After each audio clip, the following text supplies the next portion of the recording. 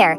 Just when you thought you were getting the hang of 5G, the tech world is already deep into designing its successor, 6G. And trust me, this is not just about faster downloads.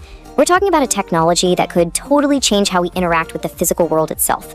So, what exactly is this leap into the future? And look, that's a totally fair question, right? For most of us, 5G still feels brand new. But the thing is, the next generation is always in the works. And the vision for 6G, which should be here around 2030, is a quantum leap. It's way, way beyond just making your phone a little bit quicker. That's because 6G is being built on two really revolutionary ideas that go way beyond speed. We're talking about a network that can literally sense the world around it, and a network that's being actively designed by artificial intelligence. Okay, so first up is this truly game-changing concept. I want you to imagine a cell network that doesn't just send and receive data, but actively perceives the physical environment, giving our whole connected world a kind of sixth sense. The official name for this is Integrated Sensing and Communication, or ISAC. And here's the magic trick. The very same radio signals that deliver your videos and messages can also be used like radar. They bounce off objects to figure out their location, their speed, their shape, even if those objects have no chips, no batteries, no electronics in them at all. Now, I know this diagram looks a little intense, but the key takeaway is actually pretty simple. See the green blocks? That's your standard 5G system. The new yellow blocks? Those are the sensing parts. They're basically just listening for the echoes from the regular communication signals, analyzing them, and turning all that info into a real-time map. It's a super clever integration, not a total rebuild. And here's what that actually looks like in practice. On the left, you've got the lab set up with all the radio gear. And on the right, that's the output. The network is literally watching a person walk across the room, tracking them on a radar screen. And remember, it's doing all of this just using the signals that were already flying through the air. So what's the ultimate goal here? It's to create what's called a digital twin, a live, dynamic, digital map of our physical reality. Just think about what that means.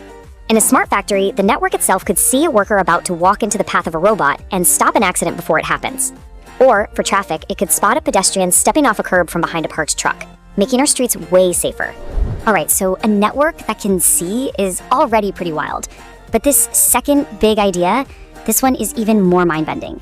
6G won't just be used by AI, it's going to be actively designed by it. This quote from researchers at Nokia Bell Labs really nails it. The AIR interface is basically the language that your phone and the cell tower use to talk to each other. Right now, that language is standardized, it's one size fits all. But with 6G, the idea is that an AI could create custom, super efficient dialects on the fly, perfectly optimized for whatever you're doing. Now, this isn't going to happen with the flip of a switch. Researchers see it happening in 3 phases. Phase 1 is kind of already underway, where machine learning is making small parts of today's networks better. In Phase 2, AI starts taking over entire functions. But Phase 3, that's the real endgame. That's where the AI gets the freedom to invent parts of the communication language itself, optimizing it in ways we probably can't even imagine right now. As futuristic as all of this sounds, it's not science fiction just appearing out of thin air. 6G is being built on the foundation that 5G already laid, specifically the work being done right now in something called 5G Advanced. This timeline really shows you the steady, deliberate path to get us to 2030. The most important part to see here is that 5G Advanced section. That's the bridge. In industry updates happening right now, engineers are already testing out the basic building blocks for both AI and sensing. So it's not a sudden jump, it's an evolution, with each step paving the way for the full 6G launch. This table does a great job of clarifying the generational leap. See, 5G gave us faster mobile internet by using new radio frequencies. 6G is aiming for something totally different. It's not just about more speed from using even higher terahertz frequencies, it's about introducing entirely new capabilities, like that integrated sensing and the AI design network we've been talking about. It's a shift from just doing the same things faster to doing entirely new things altogether. And because this leap is so huge, its development has become a major global focus. It's kicked off this really unique mix of intense competition and absolutely necessary collaboration. Yeah, the effort to build 6G is a massive worldwide project. You have major countries pouring billions into research. You've got all the tech giants you'd expect, Ericsson, Samsung, you name it, deep in R&D. And then you have these big collaborative groups, like the NextG Alliance here in North America, that are trying to make sure all these different pieces can eventually fit together. But even in the middle of all this fierce competition, there are these really crucial efforts to set some common ground rules. I mean, this is about more than just business. It's about the future of how the world communicates. For instance, in early 2024, the United States and 9 allied nations got together and issued this joint statement.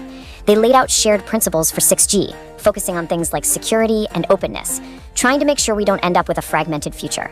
So when you put it all together, 6G is promising to be so much more than just the next generation of wireless. By creating a network that can sense our environment and intelligently adapt itself, it's aiming to seamlessly merge our digital and physical lives. The technology is on its way. The only real question left is, are we ready for it?